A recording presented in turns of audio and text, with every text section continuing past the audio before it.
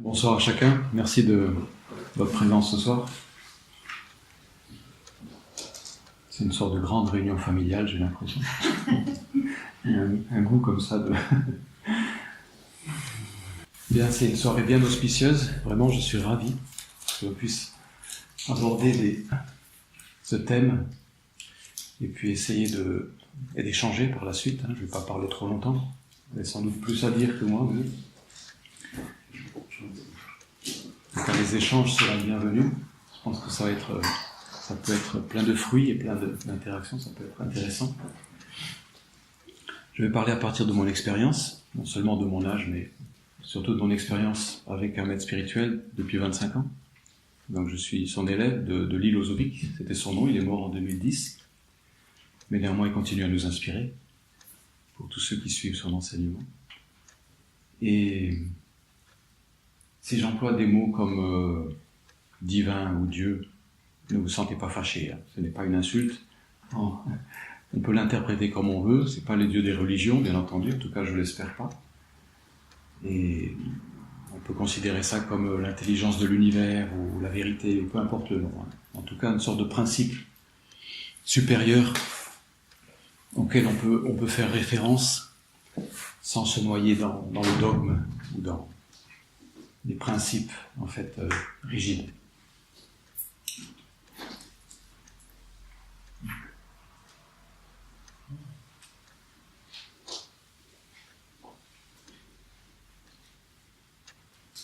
Donc on va parler de ce monde, on va parler un peu de se trouver sa voie, qui peut être vue sur différents niveaux.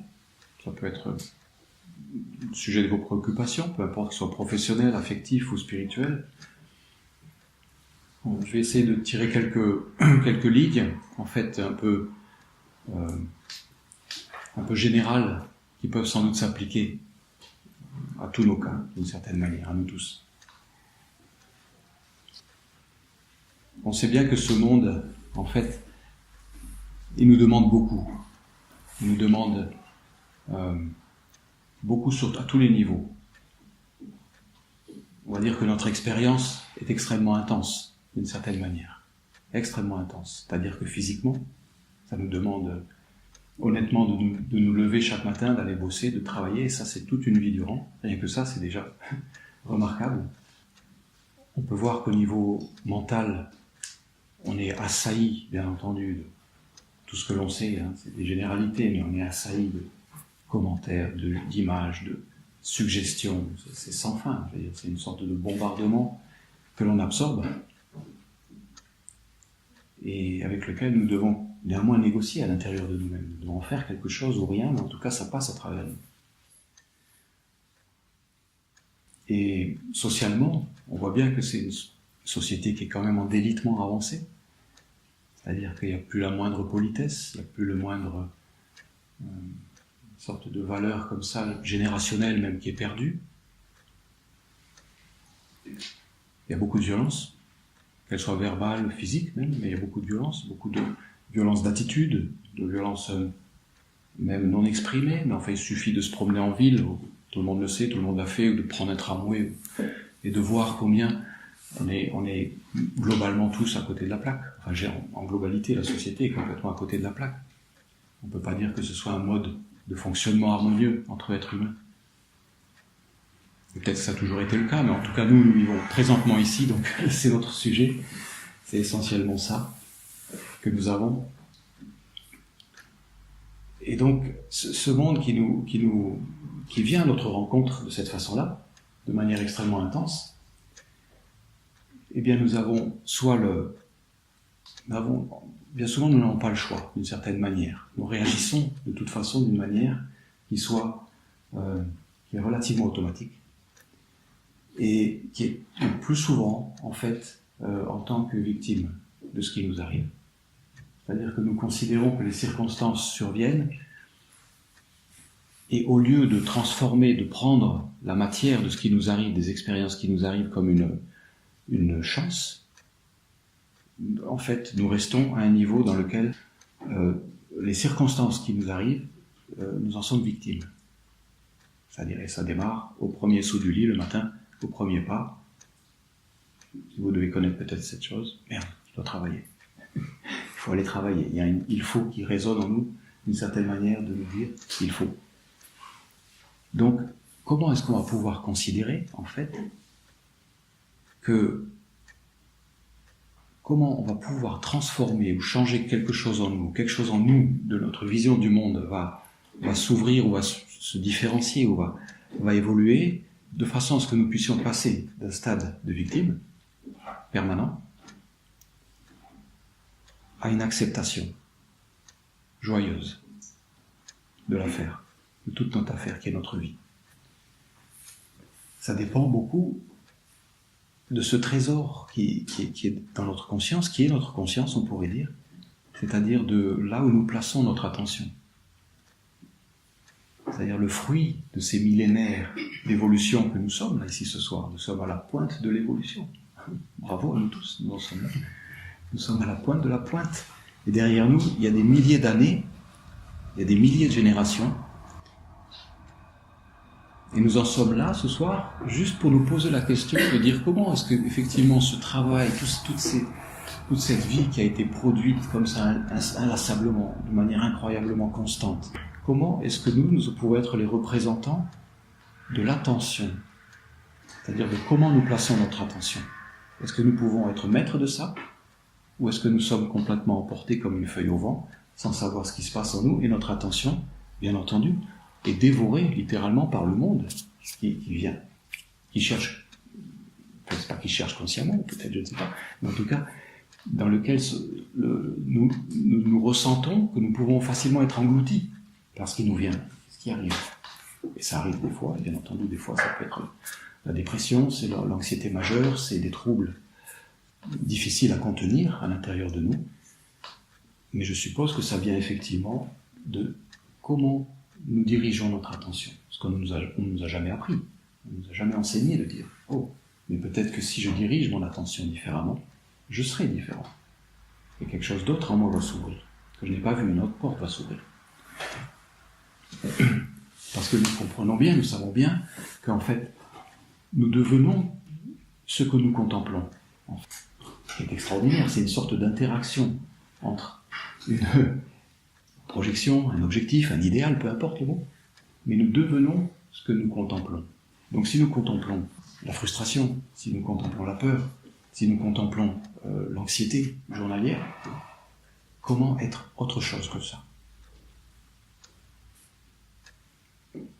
Donc ce trésor de notre conscience, cette attention, a-t-on la capacité, ou va-t-on apprendre, ou va-t-on se donner les moyens de pouvoir la placer avec justesse? C'est-à-dire peut-être même comme le schéma d'un être humain était prévu de le faire, est prévu pour le faire. Et cette demande, c'est possible que dans cette causerie ce soir, vous pouvez le ressentir comme la philosophie, et puis une fois que la porte sera passée, ce sera fini. Ou bien vous pouvez le ressentir comme une véritable demande chez vous. C'est-à-dire que tout d'un coup, je prends la responsabilité de vous demander personnellement, de travailler à ça. Je viens vous demander, pas l'impossible, parce que c'est possible, mais je viens vous le demander, je ne viens pas faire de la philosophie, je viens vous demander, avec responsabilité, de travailler à ça, s'il vous plaît. C'est pas... Un philosophe ne sera pas transformé. Un philosophe, il a lu tous les bons livres, il sait beaucoup de choses, mais il n'y a qu'un pratiquant, qu'on appelle un pratiquant dit spirituel, parce que c'est le seul mot qu'on ait pour l'instant, mais un pratiquant dit spirituel ou d'une voie de transformation, qui peut avoir la chance d'être transformé. Et je pense que nous sommes là pour ça ce soir, en fait. Sinon, on aurait été voir Edgar Morin, avec 2000 personnes qui en ville aussi, qui est un vrai philosophe, avec une grande expérience. Néanmoins, la transformation, la possible transformation, c'est ici, c'est ce soir, c'est pas là-bas. C'est pour ça qu'on a 15 personnes, et pas 2000 personnes. Et c'est bien comme ça.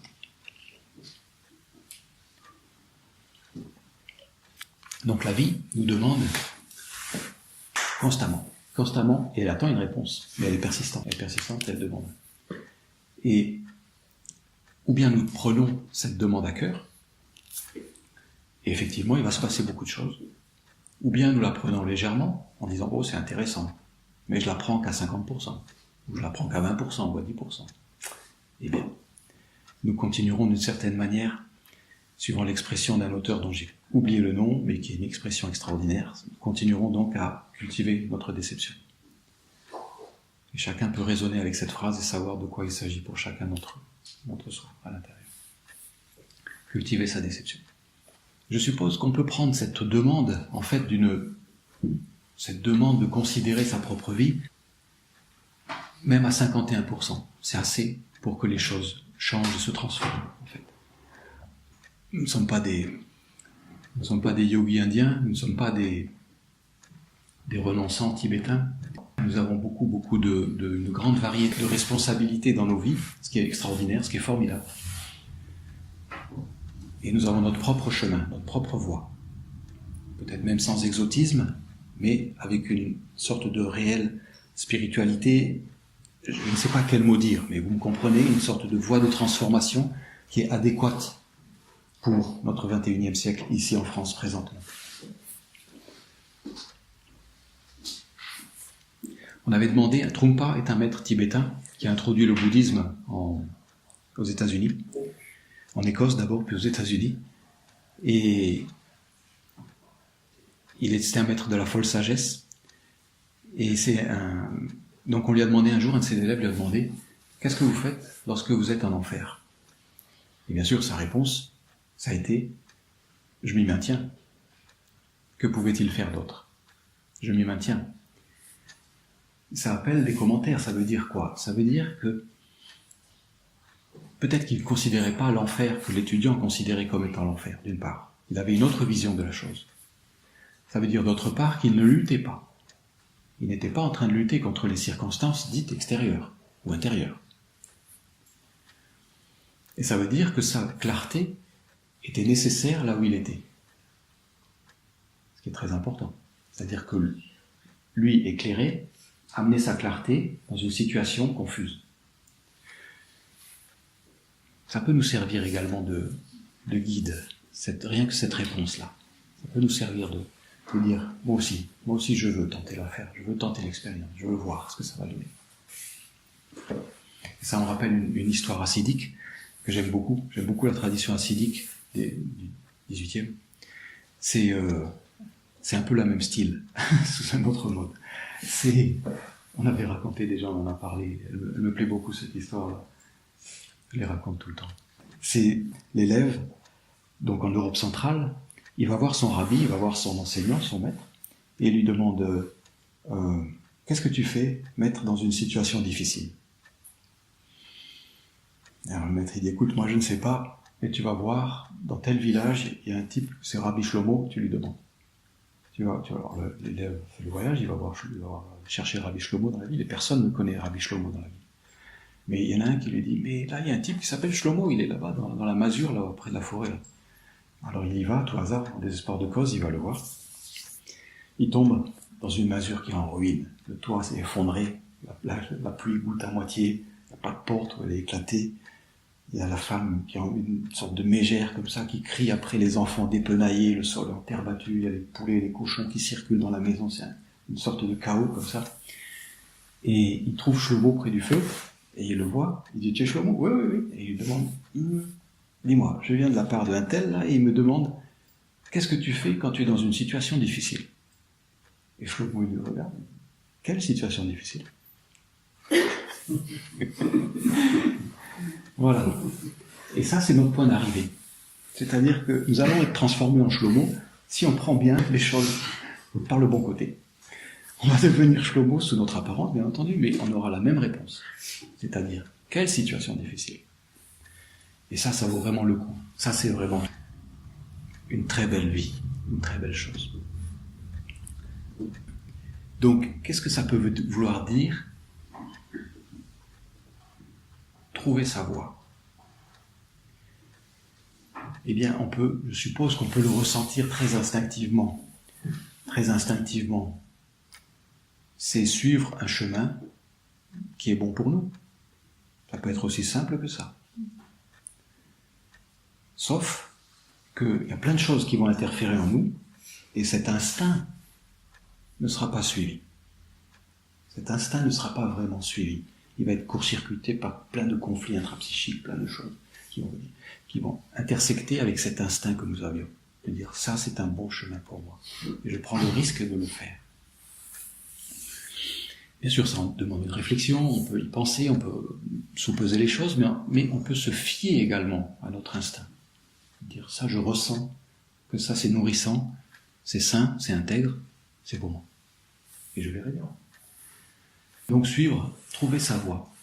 Le seul problème, qui est un problème majeur, c'est que pour trouver sa voie, pour commencer à la trouver, eh bien, il nous faut partir de là où on est.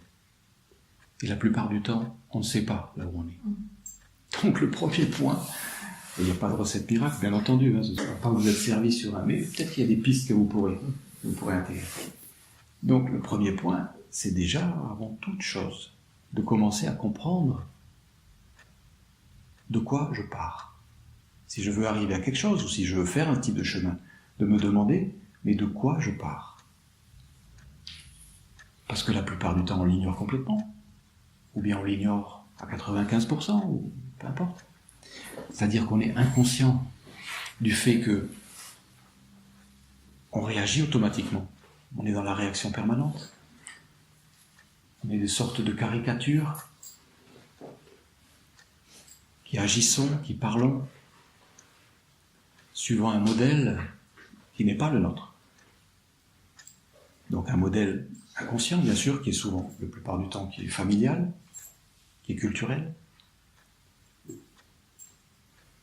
Les conflits intrapsychiques ne sont pas examinés. Nous ne savons même pas que faire de nos émotions lorsque ça arrive, ce qui se passe, quel est ce tourment qui nous emporte et que nous sommes perdus pendant des minutes, des heures, des jours, des années peut-être. Et nous n'avons pas une maîtrise de tout ça, nous ne savons pas exactement comment agir avec nous-mêmes. Donc il y a une décision à prendre. Il y a une véritable décision à prendre. C'est-à-dire que pour démarrer à partir de nous-mêmes, savoir déjà d'où nous partons, eh bien, plutôt que d'élaborer un plan, ce que je vous propose, c'est que la première chose à faire, c'est de s'asseoir avec soi solennellement. C'est tout bête. C'est tout bête. C'est pas imaginer une solution ou comment je vais faire ou tirer un truc.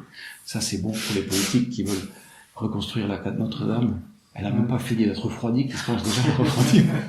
On en a parlé. Où est l'impermanence? Où est la constatation c'est brûlé? Même pas. Nous avons 5 ans pour reconstruire. Allons-y, mes amis. Donc, il n'y a pas de considération déjà d'une assise pour dire tiens, c'est brûlé. En quoi ça nous touche? Qu'est-ce qu'on vit? Qu'est-ce qui se passe? Non, allez, il faut reconstruire et vite. Donc, bref. C'était un petit aparté politico-social. Donc, la première mesure, il me semble, c'est une sorte de vœu que l'on fait avec soi-même. C'est-à-dire qu'on s'assoit solennellement, soit sur son zafou, son coussin, soit dans une église, s'il en reste encore, soit dans un lieu sacré, soit au sommet d'une montagne, peu importe, quelque chose qui nous inspire, une rivière. On s'assoit vraiment avec soi-même. Et on se donne l'autorisation de se poser la question, de se dire, est-ce que je veux me connaître avec honnêteté? Est-ce que je veux mettre mon honnêteté dans me connaître, savoir d'où je pars? Vraiment. Et après, la réponse est à chacun. La réponse est à chacun de faire ce vœu ou pas. On peut parfaitement ne pas faire ce vœu.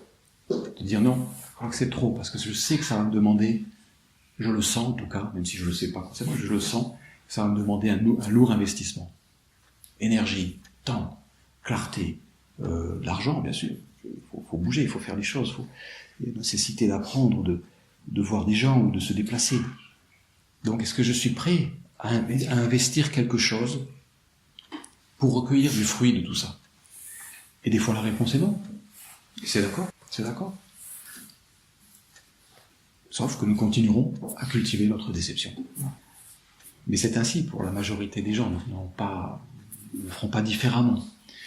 Maintenant, si la réponse est oui, c'est-à-dire oui, je suis d'accord. Il y a une sorte de... C'est que ce vœu, je l'ai pris avec moi-même. Je suis entré en relation avec moi-même. Tout d'un coup, j'ai dit, oui, je veux rentrer en relation avec moi-même. J'ai assez de me masquer, j'ai assez de pas savoir ou de faire comme si, ou comme on m'a dit de faire, ou comme j'ai appris qu'on faisait.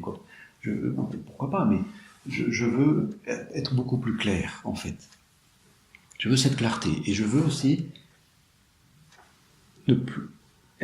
trouver ma voie, la suivre, et peut-être être transformé, au bout du compte. En quelque chose que je ne connais pas, en quelqu'un que je ne connais pas encore, et qui viendra 15 ans, 20 ans, 30 ans sur une voie. Et où en étais-je? Nous étions là. Donc, oui, voilà, donc, nous avons pris ce vœu avec nous-mêmes. Nous sommes entrés en relation avec nous-mêmes. Ce geste-là, c'est comme si nous envoyions un petit bip, et nous l'envoyons, c'est pas comme si, nous envoyons un signal à l'univers. Nous avons fait une sorte de vœu, il est entendu par l'intelligence créatrice, disons, et nous recevrons de l'aide. La seule façon de recevoir de l'aide, c'est-à-dire que nous avons engagé quelque chose de nous. Nous avons fait un pas, 10 pas seront faits vers nous.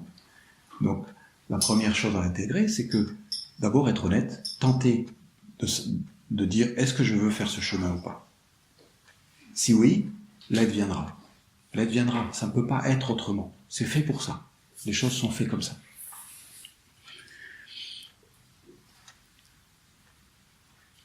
C'est vraiment le premier geste, qui est un non-geste, puisqu'on s'assoit, on ne fait plus rien.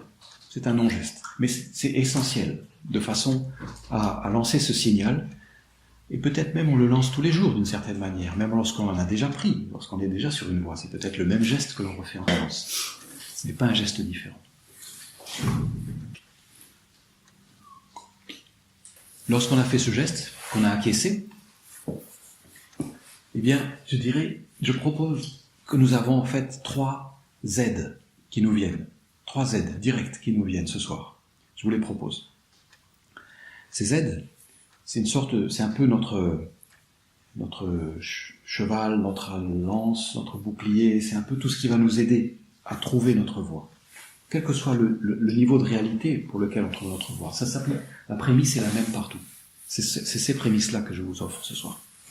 Les trois armes que nous avons, c'est 1, pas tout seul.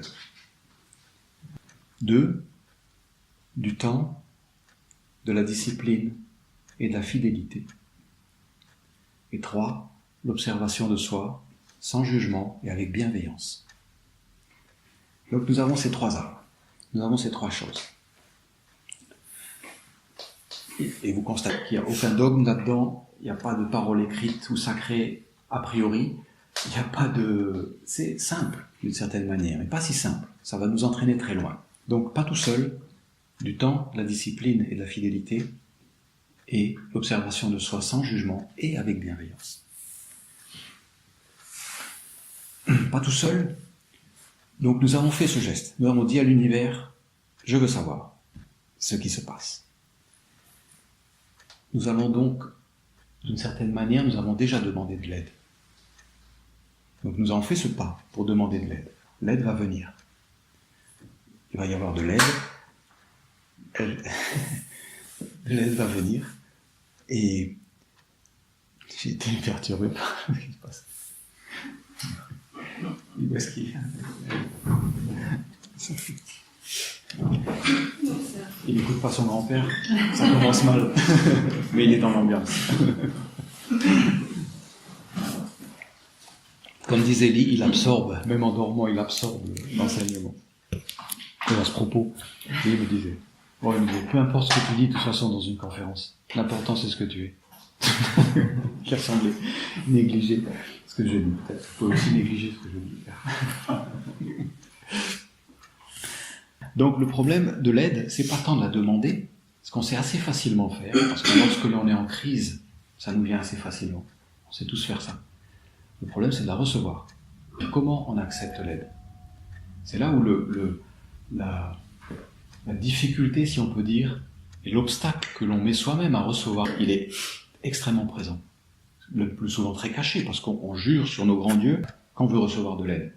Mais la recevoir, elle a une autre paire de manches.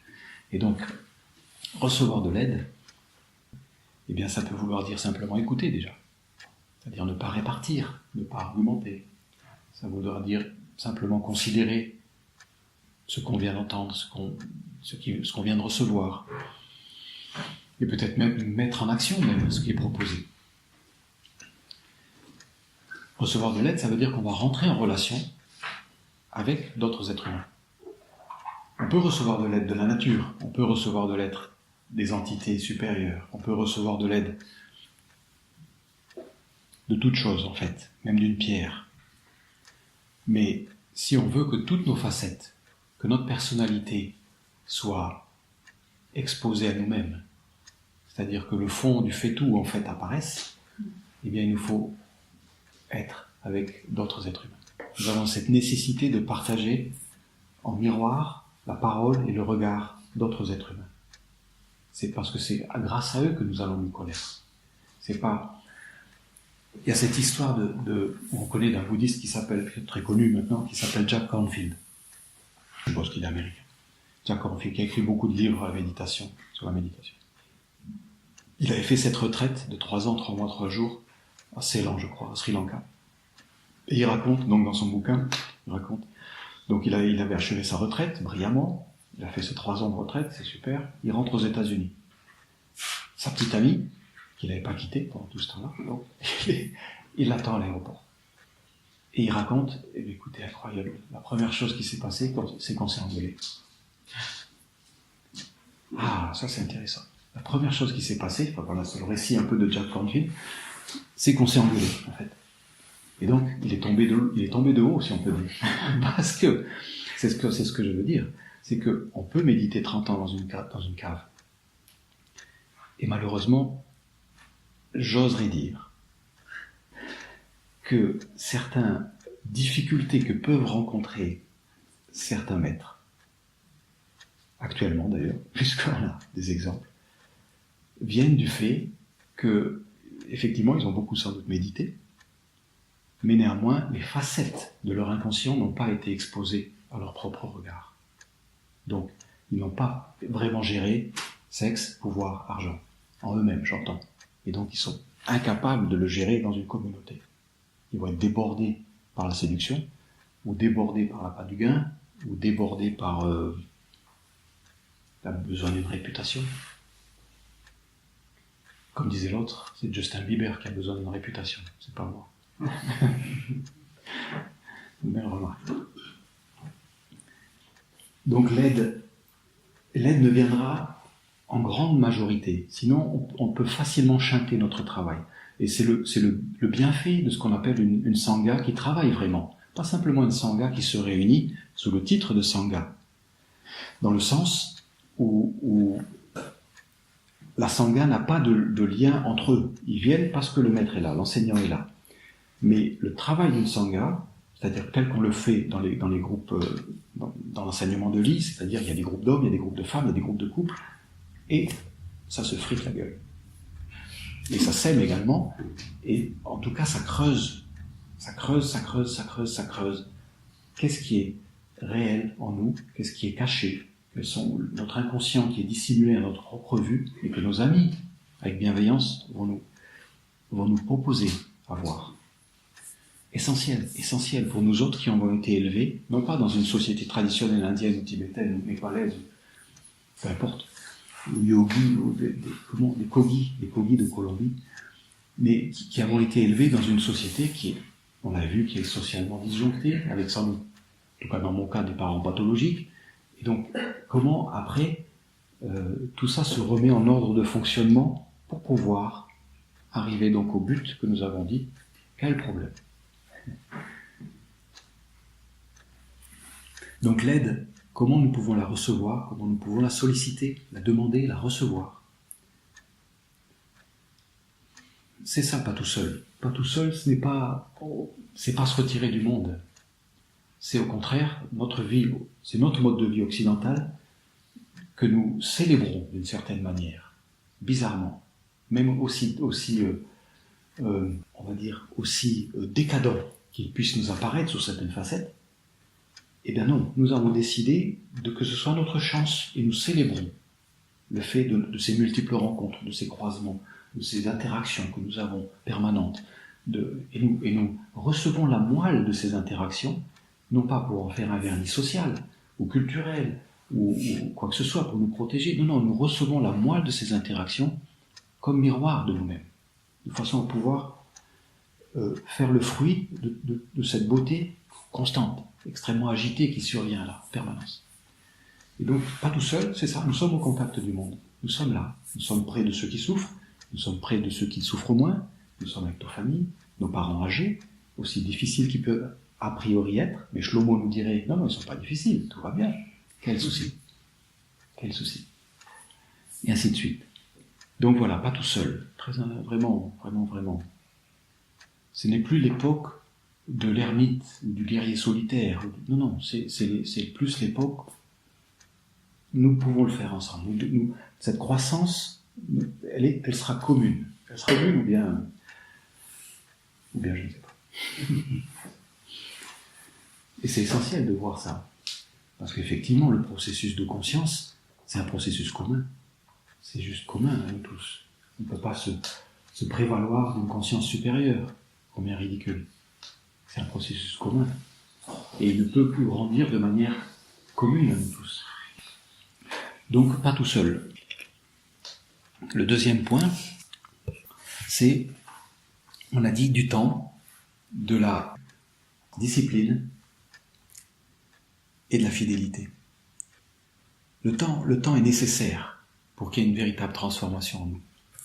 Il y a plein de marchands du temple, ou de marchands du sommeil, je ne sais pas, qui vont nous le vendre sous un vocable de dire, oh, vous pouvez un week-end d'éveil, ou encore pire, c'est il n'y a rien à faire, vous êtes déjà cela, vous êtes déjà abouti, vous êtes déjà... Alors certes, ça c'est la vue globale, super globale. Néanmoins, est-ce que nous le vivons? Et si nous ne le vivons pas, pourquoi nous ne le vivons pas? Et nous revenons à ce dont nous discutons ce soir. Donc, je vous encourage vraiment à faire la nuance entre un discours radieux et beau qui décrit une situation finale d'une certaine manière et le quotidien de la vie qui est le véritable processus de transformation. Et ce temps est nécessaire parce que il est nécessaire à notre corps. C'est-à-dire que la tête peut comprendre, peut vivre des moments d'éveil, peut comprendre tout ce qui est bien marqué dans les livres, mais je parle d'une transformation qui se passe au niveau cellulaire, profonde. C'est-à-dire que c'est notre corps qui va être changé par ce processus. À quel niveau? Je ne sais pas. Lee disait, oh, vous savez, même l'ADN va être changé. Même l'ADN sera changé. Donc, du temps est nécessaire pour que notre psyché, nos habitudes, ce qui nous fait, voit le monde différemment, et vive différemment. Et si ce temps n'est pas pris, eh bien, c'est comme si nous tentions de faire l'économie et l'impasse de ce que nous devons donner, ce que nous devrions offrir nous pour que l'aide vienne. C'est-à-dire que nous ne faisons pas le geste de nous donner. Nous retenons et nous voulons juste acquérir. Donc d'une certaine manière, nous sommes juste en train de thésauriser. Alors que le processus, il est en relation avec l'intelligence créatrice. C'est un processus de don et de circulaire. C'est-à-dire que le point, c'est que si nous en arrivons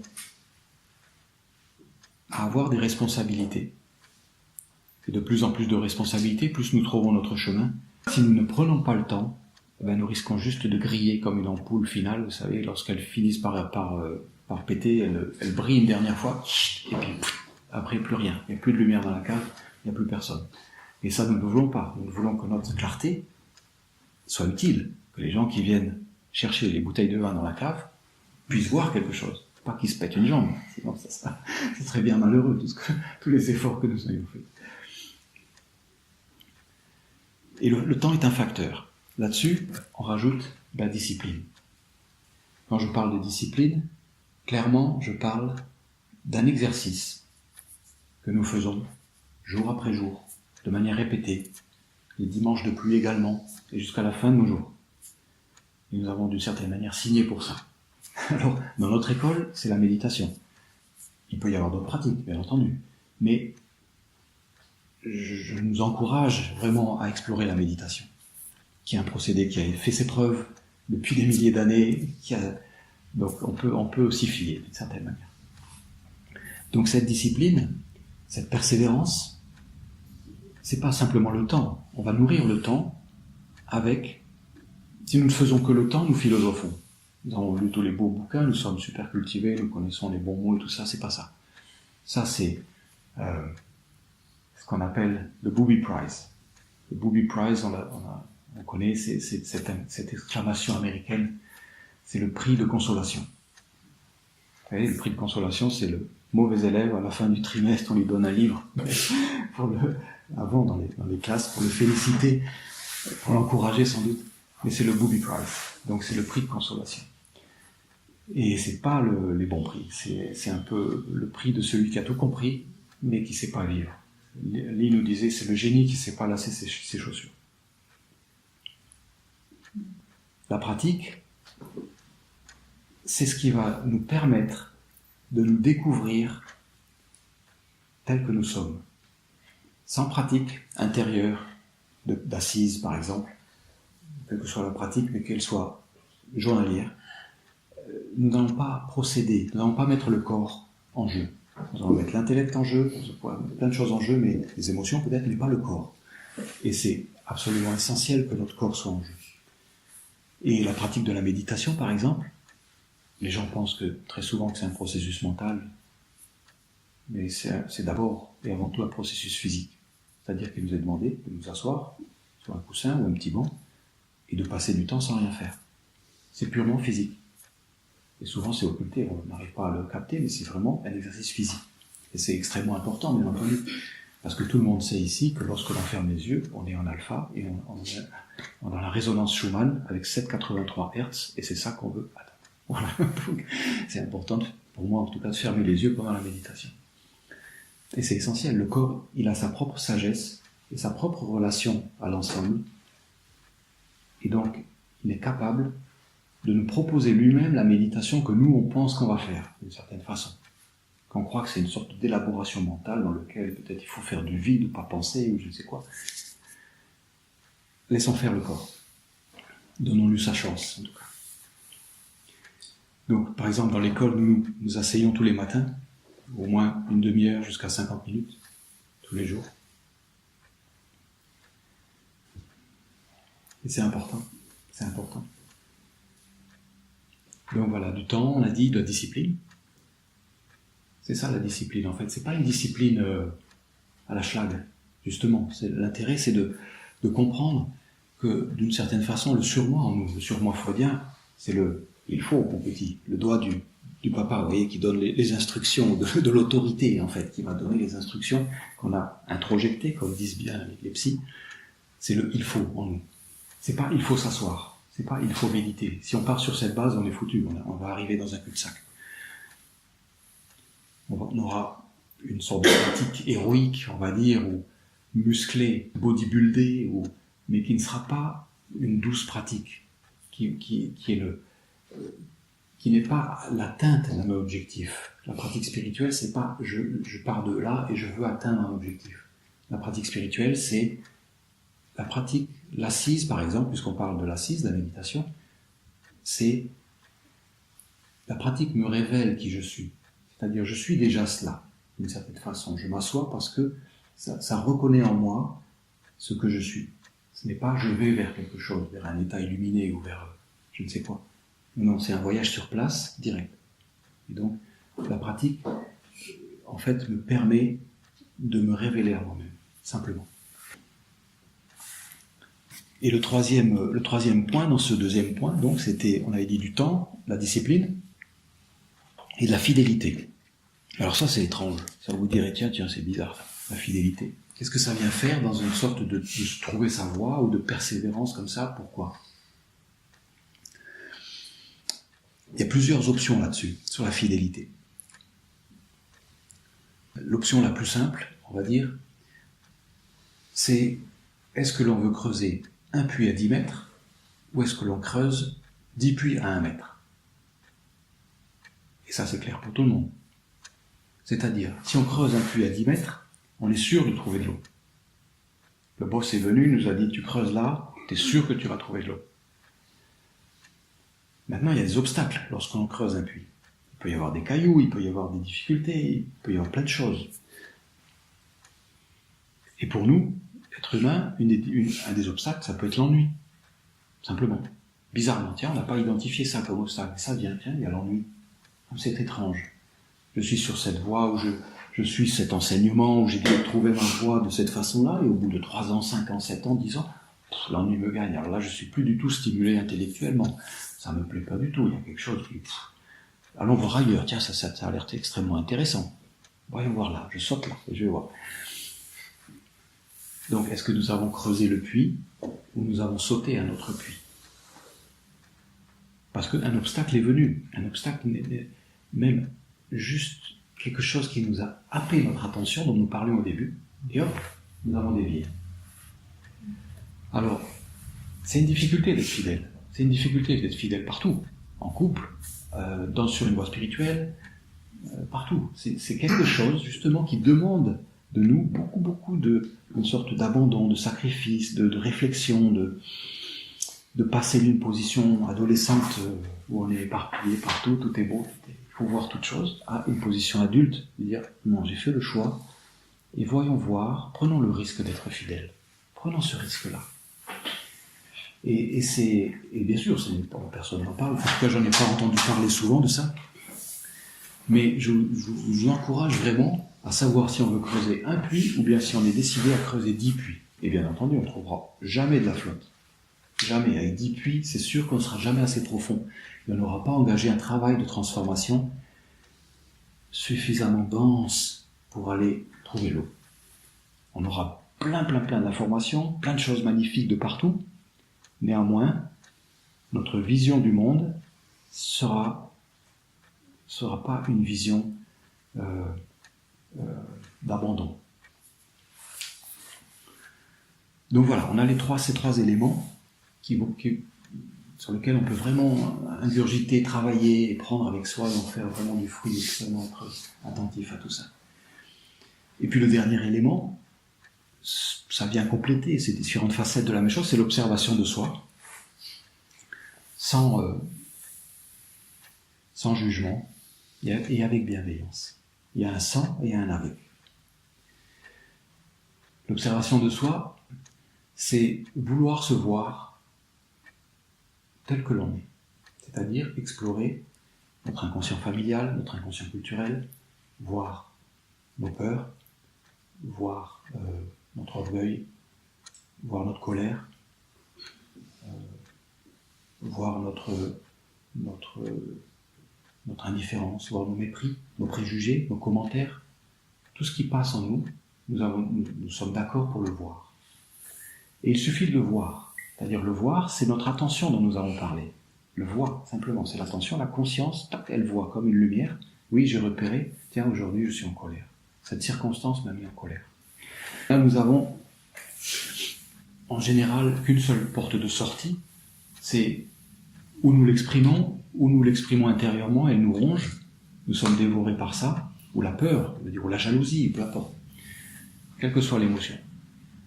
Et nous sommes tellement collés et identifiés à cette émotion, parce que le surmoi interagit, il dit il ne faudrait pas, ou bien la faute est rejetée sur la circonstance extérieure, ou peu importe, mais nous sommes tellement identifiés que nous oublions la dernière partie de la proposition, avec bienveillance. C'est-à-dire, avec bienveillance, survient dans les moments de crise. Si nous sommes capables d'introduire, lorsque ça part, nous sommes pris par la jalousie, nous sommes pris par la peur, ou la colère, peu importe. lorsque nous introduisons dans notre vision de nous-mêmes, dans l'attention que nous avons sur nous-mêmes, lorsque nous introduisons de l'épaisseur d'une feuille de cigarette, d'un papier de cigarette, cette bienveillance, nous l'introduisons là. Juste ça suffit pour nous décoller de cette identification et nous voir, dire « Ah ben oui, je suis en colère. C'est pas que je devrais pas, ou que sur moi on peut le laisser tranquille, il n'a rien à faire là, il y a beaucoup plus d'amour envers nous-mêmes qu'autre chose. Oui, c'est ainsi. Oui, c'est la situation. Oui, c'est vraiment ça. » La feuille de cigarette qui s'introduit là, c'est le oui. C'est simplement le mot le plus simple de notre langue, de toutes les langues d'ailleurs, sans doute. C'est le plus humble mot, et c'est le plus puissant. C'est le oui. C'est-à-dire que oui, nous constatons, nous posons nos consciences là-dessus, et nous constatons, oui, j'ai peur. Et lorsque notre conscience et cette mince feuille de cigarette s'est introduite là, eh bien nous sommes sur ce chemin dans lequel la désidentification va se faire, progressivement, lentement, avec échec, erreur, réussite, ainsi de suite, jour après jour après jour. Mais nous avons trouvé la clé, nous avons compris que la clé c'est la bienveillance avec nous-mêmes, parce qu'on a compris que personne d'autre que nous ne va nous guérir. On croit que c'est le thérapeute, ou c'est le médecin, ou c'est l'enseignant spirituel, ou quoi que ce soit. C'est nous qui allons nous guérir. Alors bien sûr, ils nous servent de miroir, ils nous servent de tremplin, ou de fuel, ou peu importe. Mais la réalité des choses, c'est que c'est notre pratique, notre mise en œuvre, qui fait que nous allons nous guérir. Nous avons pris cet engagement au début de dire nous allons être honnêtes avec nous-mêmes. Eh bien oui, et là nous sommes honnêtes, nous introduisons cette bienveillance, là, comme ça. Et cette bienveillance, elle est simple, c'est oui. C'est le maître mot de l'univers, c'est ce qui nous ouvre toutes les portes, oui. Et donc, en faisant ce travail, eh bien nous comprenons que nous nous guérissons. Nous avons trouvé une sorte de chose extraordinaire. Nous allons nous guérir. Le monde tout d'un coup s'ouvre d'une façon... Oh, nous avons trouvé. Oui, c'était ça, bien sûr. Comment je ne l'ai pas fait avant? Comment est-ce possible? Donc voilà, nous sommes avec cette observation de soi, pas tout seul. Wow, c'est fantastique, nous sommes nombreux, c'est super, nous partageons. Nous nous voyons, nous nous découvrons, et nous avons notre pratique en œuvre, comme un bon diesel qui avance, année après année, ainsi de suite. Et cette pratique nous creuse, bien sûr, et nous révèle à nous-mêmes. Quel beau voyage, quel magnifique arbre. Et donc plus nous pratiquons plus nous mettons en œuvre ces trois propositions, plus nous nous rendons compte que nous sommes loin des dogmes, loin des ce qu'on appelle des livres sacrés, et nous sommes néanmoins complètement, intégralement engagés dans la découverte, dans la découverte d'un processus de conscience commun. Nous sommes pleinement engagés dans le fait que nous sommes d'accord pour accompagner, ce qui est encore nébuleux peut-être pour nous, mais qui est cette conscience globale, qui est cette conscience des êtres humains. Et nous avons fait tous ces pas, et nous sommes convaincus, nous savons que nous sommes engagés avec cette conscience, qui est complètement hors de toute définition, on pourrait dire.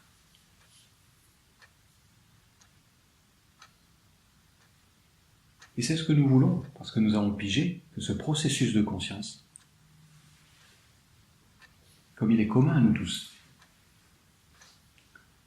c'est lui les qualités qui lui sont propres, c'est les qualités d'une vie heureuse, non seulement pour nous, parce qu'on est très peu intéressé par nous après, au bout d'un certain temps, mais pour tous ceux qui viennent ou qui nous côtoient, que ce soit famille, amis, proches, peu importe.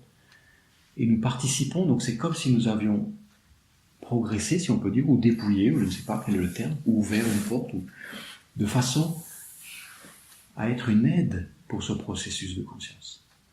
Tout d'un coup, nous sommes partis d'un niveau basiquement névrotique, jusqu'à devenir une aide consciente pour ce processus sur la Terre. Et là, nous commençons à rentrer dans ce que Lee appelait l'esclavage spirituel. C'est-à-dire que le oui que nous avons formulé et qui prend corps en nous de plus en plus devient la seule option possible. devient la seule option possible devant toutes les circonstances, qu'elles soient intérieures, émotionnelles, réactionnelles, peu importe, et ou les circonstances dites extérieures. Et lorsque nous loupons cette porte, comme un skieur, un bon skieur qui passe les portes là, moi je ne sais pas faire de ski, mais ceux qui savent skier, je les vois à la télé, mais ils ne loupent pas une porte. S'ils loupent une porte, ils perdent du temps, ou je ne sais pas ce qui se passe, ou ils tombent, peu importe.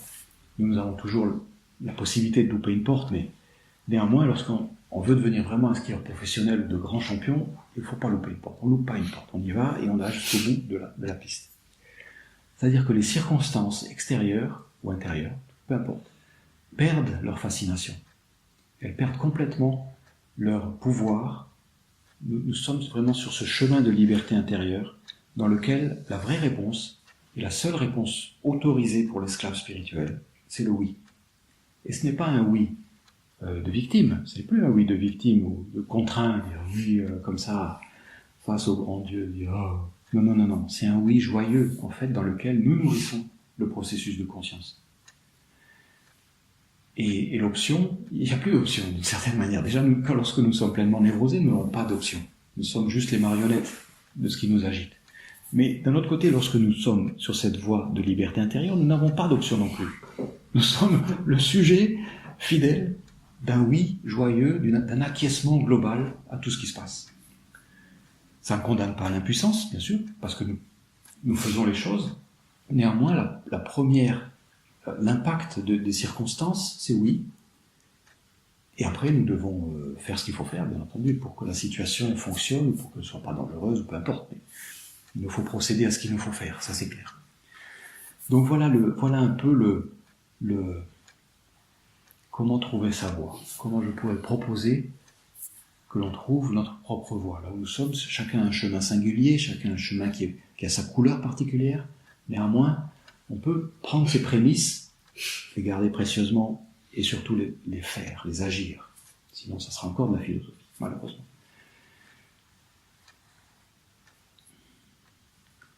Voilà. Et bien sûr, après, nous serons sans doute comme Shlomo, avec une vie pleinement heureuse, vraiment heureuse, pas artificiellement heureuse, mais pleinement une sorte d'accomplissement heureux en nous-mêmes, qui fait que circonstances difficiles, quelles circonstances difficiles? Parce que nous avons eu la clé de ce miracle du oui joyeux, que nous introduisons partout. Alors au début, peut-être c'est un exercice un peu factice, mais comme toute chose que nous contemplons, nous le devenons, et bien rapidement, là aussi, c'est le message que nous envoyons à l'univers, que nous sommes décidés à ne plus suivre les marionnettes intérieures qui nous agitent, nous sommes décidés à suivre un chemin d'évolution et de service, parce que c'est vers là où on va. Bien sûr, on va servir la conscience universelle. On va être là pour servir là où on en est.